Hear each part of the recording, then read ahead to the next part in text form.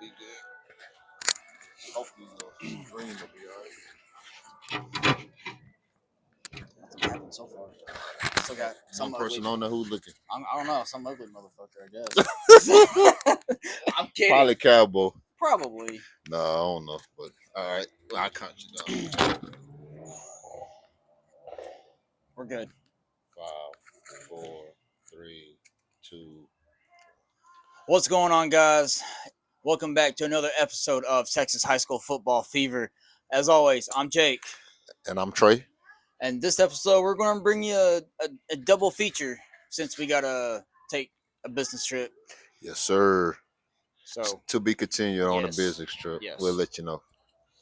let's jump into week 3 review. South Oak Cliff edged Longview in a hard-fought game, 20-17. I watched the last bit of that game after I got home from the Spring Hill game, and Longview fought hard, but they fell short.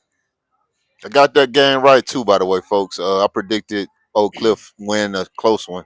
He said I was off by 1 point, I think. 1 point. Yeah, so that was pretty close. He predicted 2018. The final score was 2017. Yeah. That loss to South Oak Cliff ended Longview's bid for the undefeated season.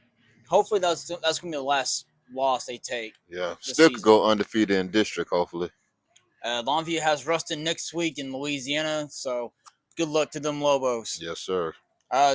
Jumping into the Lindale Van game, this was a huge rivalry game. Epic game, actually. It was a shootout. Score at halftime was tied at 28. And then Lindale's David Lindig broke free for a 17-yard touchdown to put the Eagles up ahead 56-49. And then Van's pursuing drive ended on a hook and lateral on the kickoff. Lindale recovered and then kneeled the clock out. And that gave the Lindale Eagles an 11-9 series advantage over Van since 2004. This is going to be a tight. Yeah, no, that's a rivalry, man. Yes, that's a sir. rivalry. Those are my type of games to see. Yep. Yeah, Lindale getting it together, man. After a couple close games. I think if this channel happens next year, that's gonna be our next. Yeah, we gotta go check out Lindale. Yeah, we gotta check Lindale Van out. Okay. Congratulations to Lindale for getting that huge win. Hopefully, it won't be their last. Yeah, they gotta get it rolling. Pine Trees secured their first win, 46-29 over the historical Dallas Carter Cowboys. Mm-hmm. That gave Pine Tree their first win of the season, and that dropped Dallas Carter to 0-3. Oh, listen, y'all, if y'all are 0-3 this early in the season, y'all need to get it together because y'all are on the hot seat. Yeah, man, 0-3, hard to come back. I have seen it happen before, but it's rare. And in this football country, so Texas 0-3 almost is a death wish. Almost. I mean, if you're 0-4 next week, you might it's over. It's over. Might as well just pack it up, get ready for basketball. Yeah, because more than likely you have lost all your out of district games and your first district game if you're 0-4, probably. The game or the play that sealed that Pine Tree game was Rashad Wofford got an 18-yard pick six, and that made the final score 46-29. So, what a coming clutch, Mr. Wofford. Yeah, Pine Tree needed that win, man. They done had a couple close losses this year, so they're getting it together, I guess. And now we're going to talk about my game of the week that I chose. Okay. Spring Hill versus Quinlan Ford. I was happy with them in the first half. They scored 41 points. Something I've never seen them do in a long time. I was proud of them. Hoping they had the game won. And then second half, I don't know what happened. They blew a 20-point lead and lost 49-41. They had the game-winning drive. They fumbled in the end zone. Quinlan Ford recovered it for a touchback, and then Quinlan Ford ran out the clock. And as soon as I saw that happen, and they got the first down, Quinlan Ford got the first down on their first play of the drive. I was like, I'm out. Adios. This game. So Yeah, man. Seem like Spring Hill always put up a lot of points at home and be in the shootout every game they have at home. Seem like, but yeah, man. You had some key guys you wanted to point out from that game too. the kicker from Spring Hill, he did an amazing job. I mean, he was probably like 5 foot, maybe 5'2", a measly 145 pounds. Nailed all of his PATs. Skid the crossbar, but he got him through. So I'm gonna show you some love on that. And then 77 from Spring Hill. I almost said Kilgore. Uh, we almost had a big man touchdown in the Spring Hill game. 77 picked up, recovered an onside kick, and almost got a touchdown right at the end of the first half. And that's what secured the 41st point for Spring Hill. So shout out to the 77 on Spring Hill. I didn't get his Gotta get his name. name. Yeah, we didn't get his name. So that's my key player. But some quick mentioning games. Lufkin went to Arkansas and basically shut them out. They beat a 7A school in Arkansas 76-0. But before we get into this one, let's go back to the Spring Hill game real quick. I forgot to mention something. If y'all haven't, check out the episode with Jake and AD. What's his name? Coach Jocelyn. Yeah, Yeah, check that episode out, man. It's a real entertaining episode. Haven't had too much viewership on that one. It's a treat. Like we said, he sat down with a person in power of a school, man, an athletic director. He's the top of the top when it comes to sports programs at a school. So you want to, he has some great insight. So I suggest y'all. There was it's no episode number because it was like a special interview or whatever. I don't know what we call it, exclusive interview, shall I say? So it's right before episode 8, I believe 9. It's right 9. before episode 9, so it's the most recent one before this one. So go check that one out, man. Jake, he asked him some good questions and he had some good answers, so you don't want to miss that.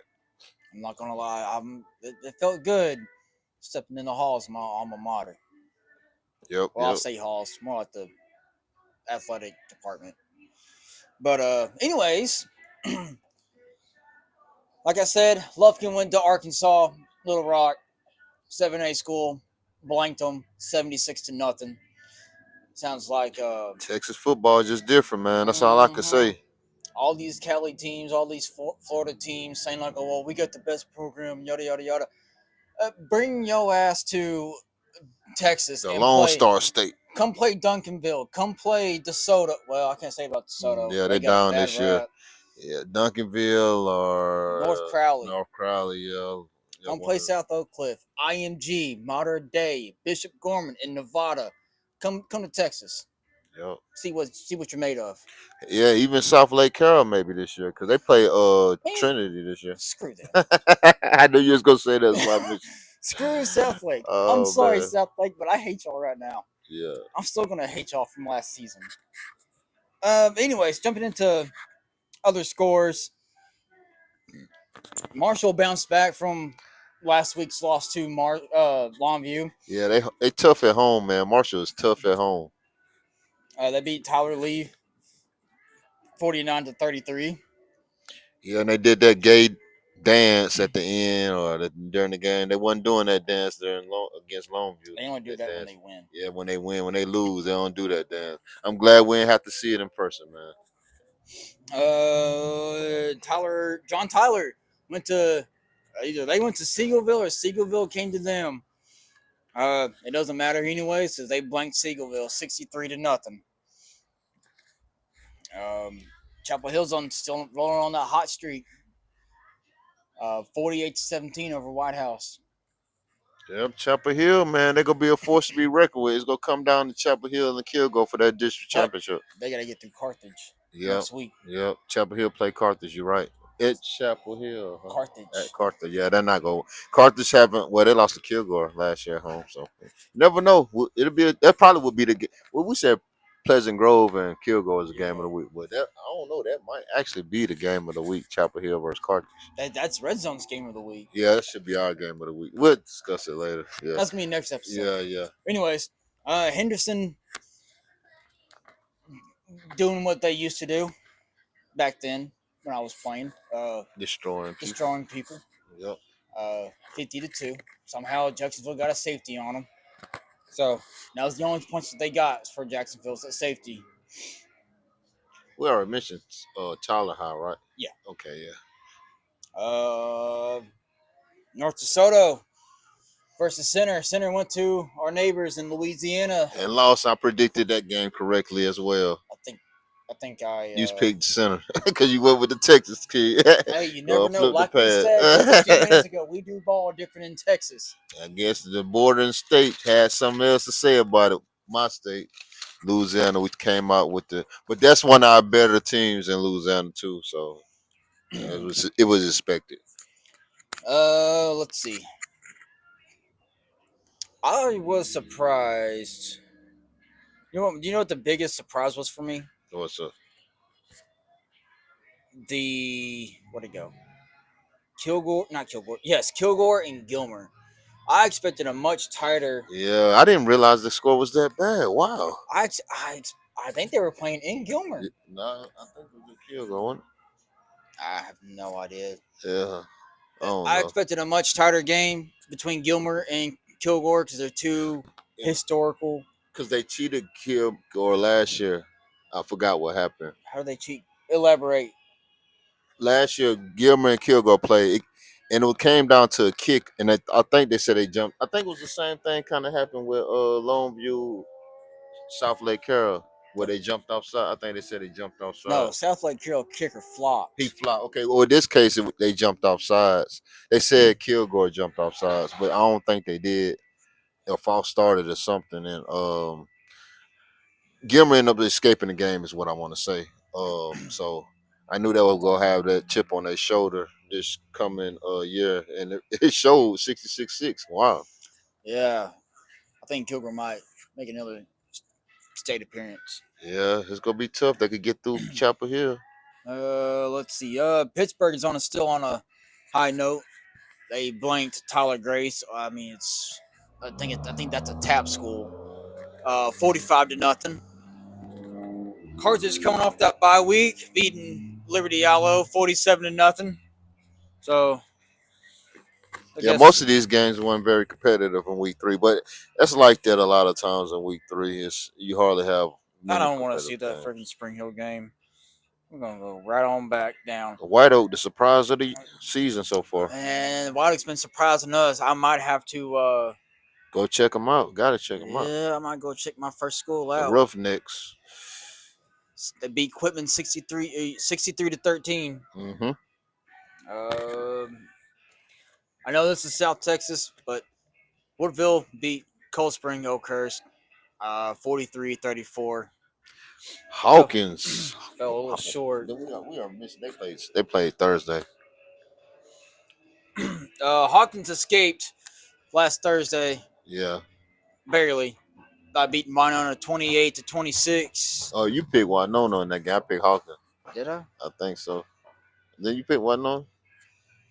No, I didn't write them down. Oh, you didn't write them down? Okay, no. Pleasant Grove. Before we glance over Hawkins real fast, I actually have an announcement about Hawkins, but I will make that on the next episode. Stay tuned. I was about to say the same thing. PG went to Dangerfield, Swamp, literally just. Pleasant Grove, we sleeping on Pleasant Grove. Yeah, we forgetting about them. They will be a force to be reckoned with for us. That Kilgore. Ain't they in the same? Yeah, they were over there with Kilgore. No, they were Carthage. They were Carthage. Kilgore's no, Carthage is D2. Kilgore's D1. No, what Pleasant Grove is what I'm saying. Where Pleasant Grove is in the same district as Spring Hill. Yeah, yeah. So they would be with Carthage, right? No, Who would be with? it would be PG, Spring Hill, North No, I ain't Lamar. talking about the district. I'm just talking about like for playoffs. Oh, For its playoffs. yeah. Yeah, they'll be on there. They'll meet They'll up with probably be Carthage. like meeting regional Yeah. So or yeah, area. we can't sleep on Pleasant Grove. They still they out there. So gotta go. Might have to go through them. Yep.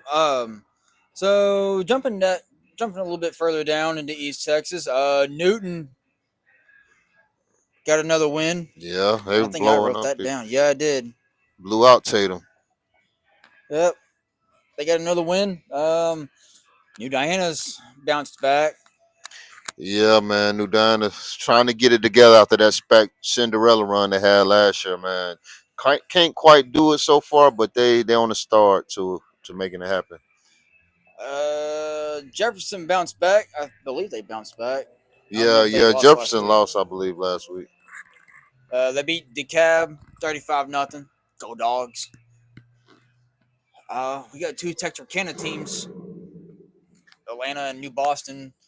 Atlanta went to New Boston, did some work. I don't know what New Boston Lions. Yep. Yeah, this where we at? What 3A. 3A? Oh yeah, ARP and all that. Mineola ARP still on the roll. Man, I hate to talk about those games. I kind of wrote it down too. Westwood, Palestine Westwood went to yeah, Timpson, I yeah. think. We picked Westwood, I think. I hated to pick against Timpson, but I knew Palestine Yeah, Westwood was going to do some work. yeah, they did, man. They got Palestine Westwood ranked in the top 5, I believe, in the East Texas, I think. Like out Mm-hmm. of all schools, yeah. Winsboro went to Honey Grove and beat. Yeah, that's a good win because Honey Grove it's a perennial playoff team. They make it to second or third round almost or farther every year. Man, what's going on with Malakoff? Why are they losing all these games? Man, I don't know. They lost a lot of talent, man. That's the only thing I could think of. For them to lose in Madisonville is kind of. I'm not gonna say that's a bad loss because Madisonville have had some good teams, but compared to what Malakoff had, man, that's a tough loss. Man, Malakoff, man, you got to get together. I ain't used to seeing y'all losing this many games. I need, y'all still East Texas. I need y'all to get it together. Yeah, when district start, maybe they'll get it rolling when district They'll start. probably have an easy district. Yeah. Okay, jumping down to 2A real quick. Overton beat Sims Bowie 34-0. Really nothing much I can say about that.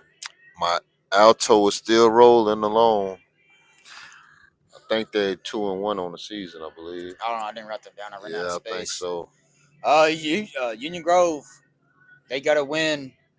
Who Union Grove be? They Cushing. undefeated now too. They 3-0, I think. Huh? They beat Cushing to move to 3-0. We picked that game because remember I said Cushion don't play football down there. Yeah. Yeah. What was the score on that game? 20-0. Yeah. Yep. They whipped them. Okay. Ore City finally got a win. Yeah. 24-16 over Alba Golden. Yeah, they needed that. I was scared that was gonna be the only East Texas school winless this year, but they got one. Joaquin, I think they bounced back from last week. Oh no. They beat Tenaha. Tenaha They struggling. beat Tenaha They struggling. 50-8, and last week they beat Beckville 35-16. Yeah, man, Tenaha is having it struggle. Hopefully, they can get it together. Elysian Fields and Hawkins is a game of. I ain't gonna say the game of the week, but it probably would be the 2A game of the week. Two undefeated teams this year. I mean, this year so far, but they play here in week 4, so that's gonna be a good game. All right, Love Lady My team beat Garrison. blow with them. Groveton, my I'm about to bad. say not Garrison that bad. They play Garrison this week or tomorrow. Yeah, that's gonna be a bad game too for Garrison. They beat Groveton 61-6. My motto: don't pick against Love Lady. They good money, man. Only ever one time my whole life I ever not picked Love Lady in the game, which was with Pete, and I ended up being wrong when I knew that was gonna win. All right, let's get into let's show some love to a couple 6-man schools here in the East Texas area. Excuse us. I'm sorry. these youngsters out here want to rev their Anyways, engines. Union Hill fell to Jonesboro 45-0. I really can't say much about that. We've never seen a 6-man game, No. but it is like backyard football basically, so it's really entertaining. Yeah. High scoring too. Longview Christian Heritage came out with the win last week, 52-6 over Leverett Chapel. Yeah, they That's- rolling. Longview Christian rolling. That's the 2 weeks in a row, I think. Yeah, they're not far from my house either. Yeah. That's private Oh, that's schools. all the other ones. Yeah. That one's in Tyler too. Yeah. Kings Academy. Anyways, that's going to do it for week 3 review. Got anything to say? Man, only thing I got to say, man, like I said last week, 3 weeks up, 3 weeks down, man. If you 0-3, it's gonna be a hard climb, but it's not gonna be impossible. Just stay locked in, man, and 1 week at a time. Just take it 1 quarter at a time, 1 week at a time. Get that thing together. I think if you go 0-4, you might have to win out the rest of the Yeah, season. you probably will because district could be been unstarted. So, but anyways, anything else for episode number 10? No. All I gotta say is congratulations to all the teams that won. Congratulations to all the undefeated teams so far. Yeah, which I don't think we had. Oh yeah, we got Chapel Hill and Carthage. Yeah, East Texas. And Yeah. yeah, and White Oak. Yeah. Anyways, that's going to do it for episode 10. I got nothing else to say about week 3. It's just that my school now has something in common with the Atlanta Falcons. So sorry, but still. So be on the lookout for episode 11. We actually shooting that tonight as well, and we right after this. So with that being said, what's coming up? Episode 11, and then we'll tell y'all on episode 11 what's coming up after that. So until next time, everybody be safe, be easy, and we out. Don't chuck a 20-point lead either.